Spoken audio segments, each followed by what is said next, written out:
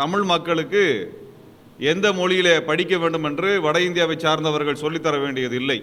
ஆகவே இந்தி மொழி என்பது ஒரு அரசு அதிகாரத்தோடு தொடர்புடைய மொழியாக இந்தியாவில் இருக்கின்ற காரணத்தினால் நாங்கள் அதை ஏற்றுக்கொள்ள வேண்டும் என்கின்ற அவசியம் எங்களுக்கு கிடையாது.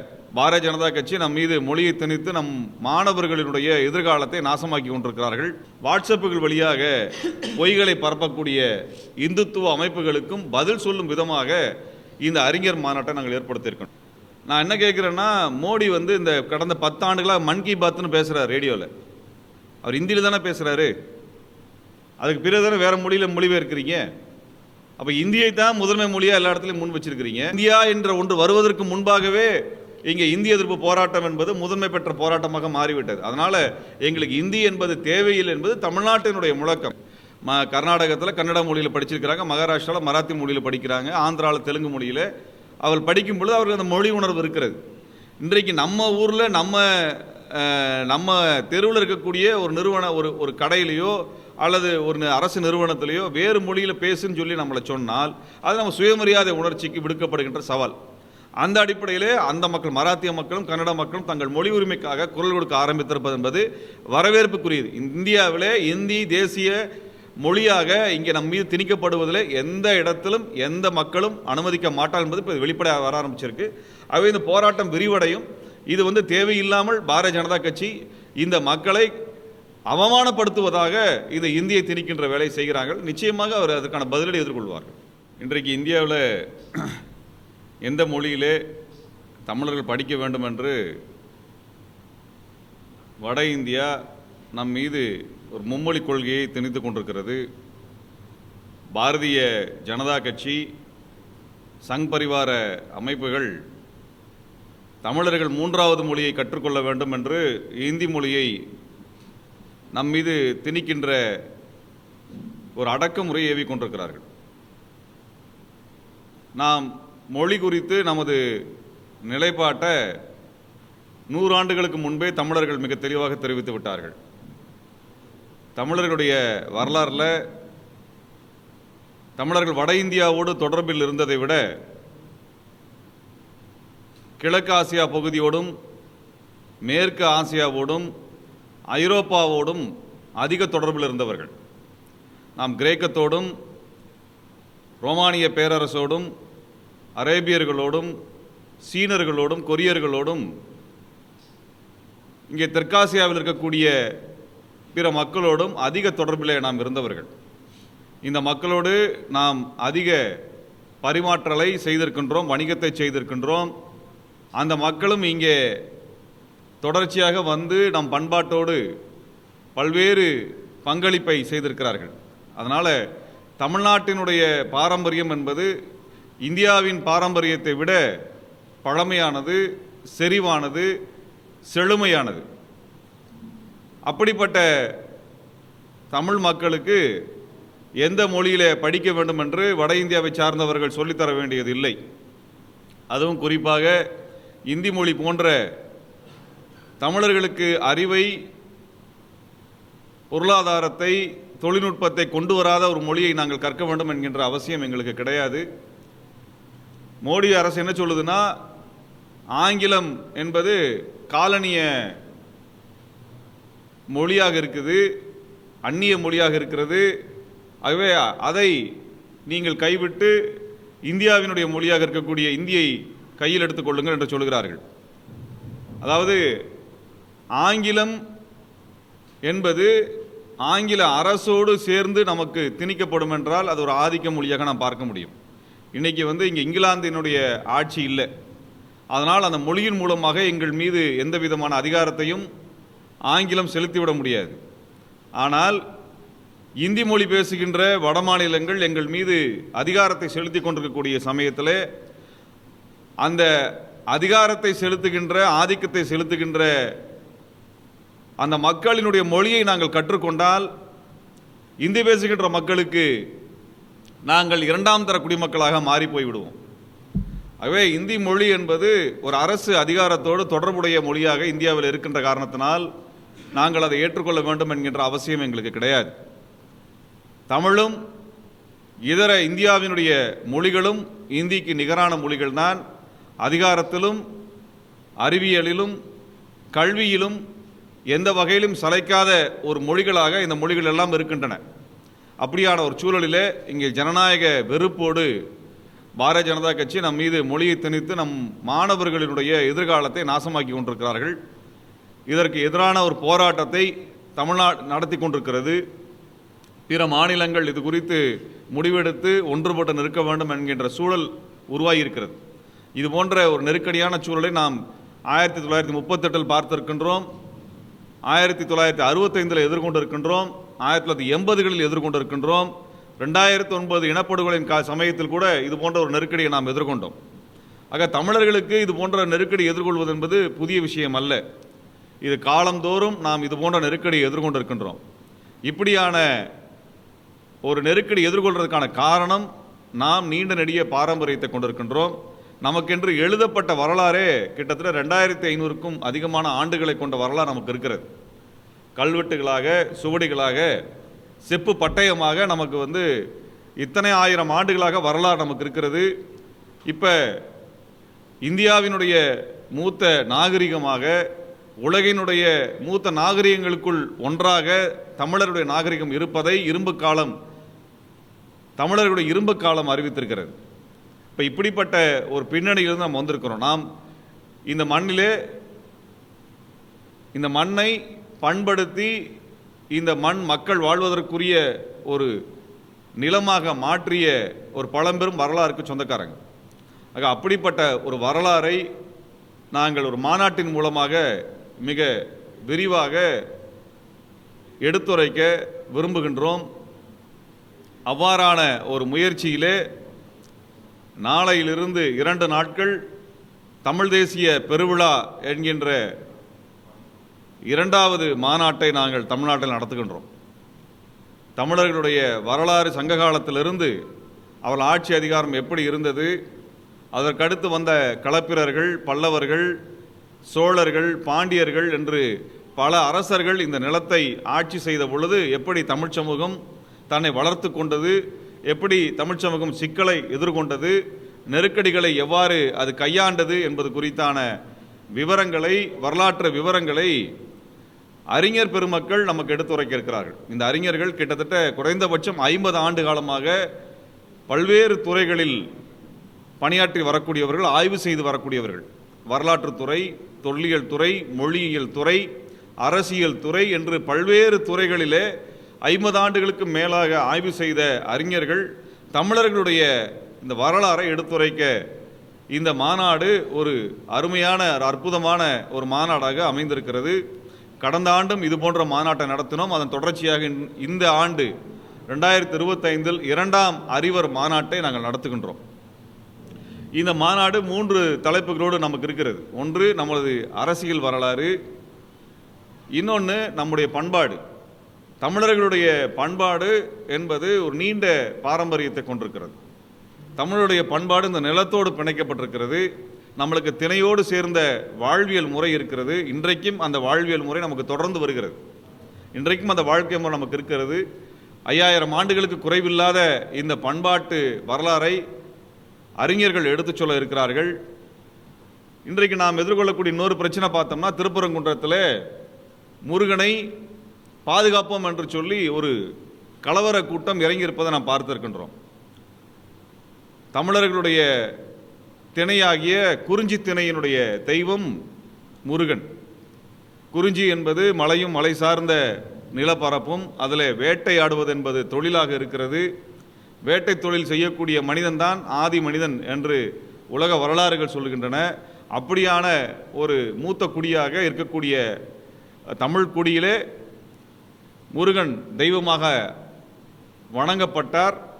அந்த முருகனை இன்றைக்கு பாதுகாப்பதாக இவர்கள் வடநாட்டிலிருந்து வந்திருக்கக்கூடிய சங்கிகள் நமக்கு இங்கே கலவரத்தை மூட்டுகின்ற வகையிலே இஸ்லாமியர்களுக்கும் இங்கே நமது மக்களுக்குமான, நமது இந்த முருக வழிபாட்டை மேற்கொண்ட மக்களுக்குமான ஒரு முரண்பாட்டை வளர்த்துவதற்காக முயற்சிகளை மேற்கொள்கிறார்கள். ஆனால் இந்த மண் பல்வேறு சமயங்களை அரவணைத்திருக்கிறது. இன்னும் சொல்ல வேண்டுமென்றால் சமணம், பௌத்தம், ஆசீவகம் என்பதுதான் நமது மரபாக நமக்கு இருந்திருக்கிறது. அதற்கு பிறகு இந்த சமண பௌத்த மரபுகளுக்கு பிறகு சைவமும் வைணவமும் வந்திருக்கிறது, கிறிஸ்தவமும் இஸ்லாமும் வந்திருக்கிறது. இவற்றிற்கெல்லாம் எதிரான ஒரு மதமாக இந்த மண்ணிற்கு எதிரான மரபுகளோடு வைதிக மதமும் வந்திருக்கிறது. அப்படியாக இருக்கக்கூடிய வரலாறை நமக்கு சொல்லுவதற்கும் அருகில் வந்திருக்கிறார்கள். இப்படியான ஒரு பெரிய ஒரு மாநாடு இதுவரைக்கும் தமிழ்நாட்டில் நீண்ட காலமாக நடக்க வேண்டிய தேவை இருந்தது. ஏன்னா இன்றைக்கி இருக்கக்கூடிய பெரிய பிரச்சனையே இந்த வாட்ஸ்அப் வரலாறுகளை பேசக்கூடிய போலி தமிழ் தேசிய கூட்டமும் வாட்ஸ்அப்புகள் வழியாக பொய்களை பரப்பக்கூடிய இந்துத்துவ அமைப்புகளுக்கும் பதில் சொல்லும் விதமாக இந்த அறிஞர் மாநாட்டை நாங்கள் ஏற்படுத்தியிருக்கின்றோம். ஒரு புறத்தில் உண்மையை தெரிந்து கொள்ள வேண்டும், மறுபுறத்தில் பொய்களை மறுப்பதற்கான அறிவு நமக்கும் தெளிவும் நமக்கு வேண்டும் என்கின்ற காரணத்தினால் இந்த மாநாட்டை ஏற்பாடு செய்திருக்கின்றோம். தமிழ்நாட்டிலே தமிழர்களுடைய உயர்வுக்காக தன் வாழ்நாளை அர்ப்பணித்த 3 மிக முக்கியமான ஆளுமைகளாக இருக்கக்கூடிய ஐயா வெள்ளையன் அவர்கள், தோழர் எஸ்.எம். பார்க்கர் அவர்கள் மற்றும் தோழர் சந்திரபோஸ் அவர்கள், இந்த 3 மிக பெரும் ஆளுமைகள் கடந்த 40 ஆண்டுகள், குறைந்தபட்சம் 40-50 ஆண்டுகள் தமிழினத்தினுடைய உயர்வுக்காகவும் தமிழ்நாட்டிலே ஒரு சமத்துவம் நிலவுவதற்காகவும் தொடர்ச்சியாக போராடி வந்தவர்கள். அவர்களுக்கு நாங்கள் அருந்திரள் தமிழர் என்ற ஒரு வாழ்நாள் சாதனையாளர் விருதை வழங்குவதிலே நாங்கள் பெரிய மகிழ்ச்சி கொள்கின்றோம். அப்படியான அறிஞர்களுக்கு மரியாதை செலுத்துவதற்கு ஒட்டுமொத்த தமிழினமும் இந்த விருது நிகழ்வுக்கு வர வேண்டும் என்று நாங்கள் அழைப்பு விடுக்கின்றோம். அது மட்டுமல்லாமல் இன்றைய சமகால சிக்கல்களாக இருக்கக்கூடிய கல்வி உரிமை, சூழலியல் உரிமை, சாதி மறுப்பு, தமிழ்மொழி உரிமை மற்றும் மனித உரிமை ஆகிய தளங்களில் வேலை செய்து கொண்டிருக்கக்கூடிய பேராசிரியர் ஜெயராமன் அவர்கள் மற்றும் கல்வியாளர் தோழர் பிரின்ஸ் கஜேந்திரபாபு அவர்கள், மனித உரிமை செயல்பாட்டாளர் தோழர் ஹென்றி டிஃபேன் அவர்கள் மற்றும் தமிழ்மொழி கல்விக்காக போராடி கொண்டிருக்கக்கூடிய சின்னப்ப தமிழர் அவர்கள் மற்றும் சாதி ஒழிப்பு களத்திலே தொடர்ச்சியாக பணிபுரிந்து கொண்டிருக்கக்கூடிய தோழர் ஜெயராணி அவர்கள், இவர்களுக்கு நாங்கள் தமிழ் கணலி என்ற ஒரு செயல்பாட்டாளர் விருதை வழங்குகின்றோம். இங்கே தமிழ்நாட்டிலே தமிழர்களுக்காக உழைக்கக்கூடியவர்களை அடையாளப்படுத்துகின்ற நோக்கத்தின் அடிப்படையில் இந்த விருதுகளை நாங்கள் வழங்குகின்றோம். இது நாங்கள் களத்திலே இவர்களோடு சேர்ந்தும் வேலை செய்திருக்கின்றோம். இவர்களது ஆதரவையும் நாங்கள் பெற்றிருக்கின்றோம், இவர்களது வழிகாட்டுதலையும் நாங்கள் பெற்றிருக்கின்றோம். ஆகவே இவர்களுக்கு நாங்கள் மரியாதை செலுத்துவது என்பதும் நன்றி தெரிவிப்பதும் என்பதும் இந்த தமிழ் சமூகம் அடுத்த கட்டத்துக்கு நகர்த்த வேண்டும், முன்னகர வேண்டும் என்கின்ற பெருவிருப்பத்தின் அடிப்படையில் நாங்கள் இந்த விருது நிகழ்ச்சியை ஒழுங்கமைத்திருக்கின்றோம். இந்த விருது நிகழ்ச்சியை கூட இளையோர்கள், இளைஞர்கள் அவர்களுடைய கலை பண்பாட்டு வாழ்த்துதலோடு இந்த நிகழ்வை நாங்கள் நடத்துகின்றோம். இன்றைய இளைஞர்கள், இளம் தலைமுறையை சார்ந்த பாடகர்கள், கலைஞர்கள் அவர்களது நிகழ்ச்சியோடு சேர்த்து தான் இந்த விருது நிகழ்ச்சி என்பது சைதாப்பேட்டையிலே காரணீஸ்வரர் கோயில் அருகில் இருக்கக்கூடிய சைதை தேரடி திடலிலே, குறிப்பாக சைதாப்பேட்டை ரயில் நிலையத்தினுடைய அருகில் இந்த கலை நிகழ்வும் விருது நிகழ்வும் நடக்க இருக்கின்றன. ஆக தமிழ் தேசிய பெருவிழாங்கிறது 3 பெரும் நிகழ்வுகளை கொண்டது. ஒன்று அறிஞர்களுடைய மாநாடு, அது 2 நாள் நடக்கிறது. மார்ச் 15 காலை 9 மணிக்கு தொடங்கி மார்ச் 16ஆம் தேதி வரை இந்த அறிஞருடைய மாநாடு நடக்கிறது. அந்த மார்ச் 16ஆம் தேதி இறுதி நிகழ்வாக விருது நிகழ்வும், அந்த விருதளிக்கக்கூடிய நிகழ்வு ஒரு கலை நிகழ்வாக காந்தல் கலை விழா என்கின்ற பெயரில் இளைஞர்களுடைய கலை நிகழ்வாகவும் நடக்க இருக்கின்றது. 3 பெரும் நிகழ்வுகளாக இந்த நிகழ்வு ஒழுங்கமைக்கப்பட்டிருக்கிறது. இந்த நிகழ்வை ஐயா வைகோ அவர்கள் தொடங்கி வைக்கிறார்கள். விஐடியினுடைய வேந்தர் கோ விஸ்வநாதன் ஐயா அவர்கள் இந்த தொடக்க நிகழ்விலே சிறப்பு விருந்தினராக பங்கெடுக்கிறார்கள். மூத்த வழக்கறிஞர், மாநிலங்களவை உறுப்பினர் தோழர் என்ஆர் இளங்கோ அவர்கள் இந்த அமர்வை தொடங்கி வைக்கிறார்கள். மற்றும் பிற்பகல் அமர்வை மரியாதைக்குரிய தோழர் முத்தரசன் அவர்கள் தொடங்கி வைக்கிறார்கள். மாலை அமர்வை மரியாதைக்குரிய தோழர் திருமாவளவன் அவர்கள் தொடங்கி வைக்கிறார்கள். ஞாயிற்றுக்கிழமை மார்ச் 16ஆம் தேதி காலை அமர்வை மரியாதைக்குரிய ஐயா பழ நெடுமாறன் அவர்களும் தோழர் ஜவாஹிருல்லா அவர்களும் தொடங்கி வைக்கிறார்கள். பிற்பகல் நிகழ்வை மரியாதைக்குரிய தோழர் நெல்லை முபாரக் அவர்கள் தொடங்கி வைக்கிறார்கள். மாலை விருது நிகழ்வுக்கு சிறப்பு விருந்தினராக பல்வேறு தோழமை அமைப்புகளுடைய தலைவர்களும் மற்றும் கலையுலகத்தைச் சார்ந்த நடிகர் நாசர் அவர்களும் நடிகர் இளவரசு அவர்களும் பங்கேற்கிறார்கள்.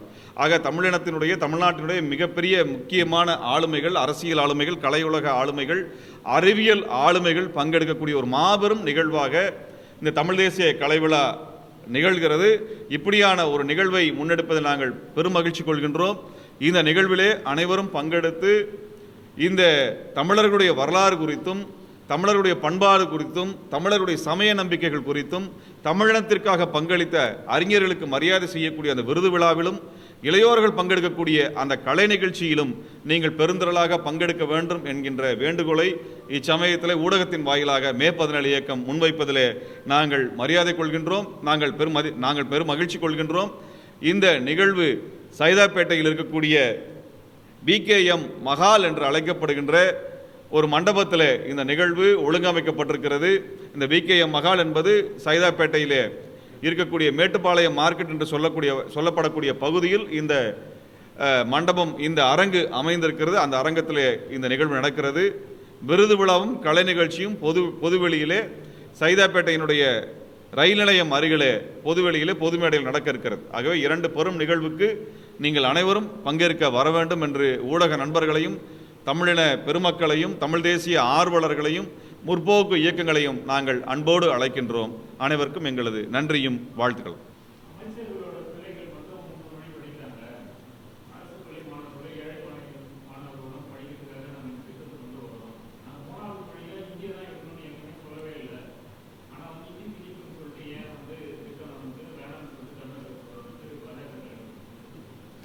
அதாவதுங்க, நாங்கள் இந்தி திணிக்கலை அப்படின்னு சொல்லக்கூடிய பிஜேபி எல்லா திட்டங்களுக்கும், ஒன்றிய அரசு எல்லா திட்டங்களுக்கும் இந்தியில் தான் வச்சுருக்கிறாங்க.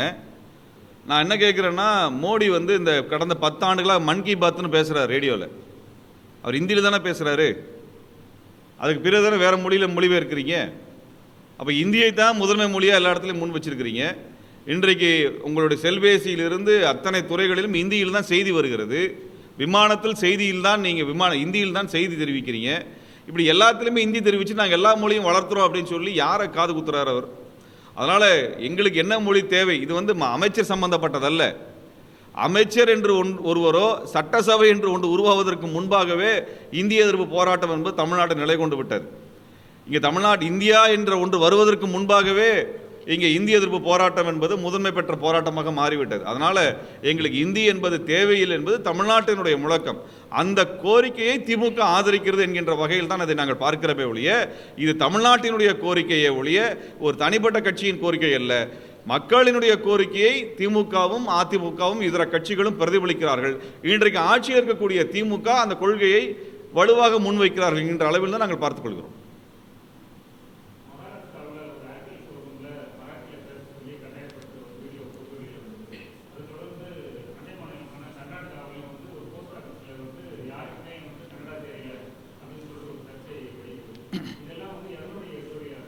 இல்லைங்க, அடிப்படையில் எல்லா மாநிலத்திலும் இன்றைக்கு மொழி உணர்வு வந்திருக்குது. எல்லாருக்குமே வந்து தங்களோட அடையாளம் குறித்தான தெளிவு வந்திருக்கிறது. இங்கே வந்து அவரவர் மொழி அவரவருக்கு வளர்ச்சிக்கும் வாய்ப்புக்கும் கல்விக்கும் முதன்மையானதாக இருந்திருக்கு. கர்நாடகத்தில் கன்னட மொழியில் படிச்சிருக்கிறாங்க, மகாராஷ்டிராவில் மராத்தி மொழியில் படிக்கிறாங்க, ஆந்திராவில் தெலுங்கு மொழியில் அவள் படிக்கும் பொழுது அவருக்கு அந்த மொழி உணர்வு இருக்கிறது. இன்றைக்கு நம்ம ஊரில் நம்ம தெருவில் இருக்கக்கூடிய ஒரு ஒரு கடையிலையோ அல்லது ஒரு அரசு நிறுவனத்திலேயோ வேறு மொழியில் பேசுன்னு சொல்லி நம்மளை சொன்னால் அது நம்ம சுயமரியாதை உணர்ச்சிக்கு விடுக்கப்படுகின்ற சவால். அந்த அடிப்படையிலே அந்த மக்கள், மராத்திய மக்களும் கன்னட மக்களும் தங்கள் மொழி உரிமைக்காக குரல் கொடுக்க ஆரம்பித்திருப்பது என்பது வரவேற்புக்குரியது. இந்தியாவிலே இந்தி தேசிய மொழியாக இங்கே நம் மீது திணிக்கப்படுவதில் எந்த இடத்திலும் எந்த மக்களும் அனுமதிக்க மாட்டார் என்பது இப்போ வெளிப்படையாக வர ஆரம்பிச்சிருக்கு. ஆகவே இந்த போராட்டம் விரிவடையும். இது வந்து தேவையில்லாமல் பாரதிய ஜனதா கட்சி இந்த மக்களை அவமானப்படுத்துவதாக இந்த இந்தியை திணிக்கின்ற வேலை செய்கிறார்கள். நிச்சயமாக அவர் அதற்கான பதிலடி எதிர்கொள்வார்கள். நன்றி. அதே மாதிரி இந்த அழைப்புதல் நீங்கள் எல்லாரும் வரணும் அப்படிங்கிறதுக்காக சொல்கிறோம். இந்த அழைப்புதல் வந்து தமிழர்களுடைய இந்த 5000 ஆண்டுகால வரலாறை வெளிப்படுத்துகின்ற விதமாக இந்த அழைப்புதல் வடிவமைக்கப்பட்டிருக்கிறது. இதனுடைய தலைப்புகள் கிட்டத்தட்ட 18 தலைப்புகளில் உரையாற்றுகிறார்கள். அறிஞர்கள் வர்றாங்க, மூத்த அறிஞர்கள் அவர்கள் எல்லாருமே. ஆகவே இந்த நிகழ்வுக்கு நீங்கள் அனைவரும் வர வேண்டும் என்று நாங்கள் கேட்டுக்கொள்கின்றோம்.